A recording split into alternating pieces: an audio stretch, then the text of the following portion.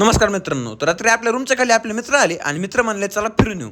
तर एका गाडीवर आम्ही 4 जण निघालो पुणे फिरायला. रात्रीचं पुणे फिरत असताना आम्ही गेलो आधी मनपाला. रात्री आम्हाला तिथं बस मोजायचं काम दिलं होतं. तर सर्वप्रथम आम्ही त्या सगळ्या बस मोजून घेतल्या. नंतर पुण्यातल्या दिवसाचे सगळ्यात सुंदर रोड दिसतो जो JM रोड म्हणून फेमस आहे, त्या JM रोडचा आम्ही रात्रीचा आनंद घ्यायला गेलो. तिथनं आम्ही पुण्यातल्या गल्लीबोळ्यात शिरलो, पुण्यातले गल्लीबोळं बघितले आणि तिथनं आमचा प्लॅन झाला की आपण जाऊ सिम्बॉयसिसच्या टेकडीला. तिथनं आम्ही थेट गेलो सिम्बॉयसिसच्या टेकडीच्या तिथं.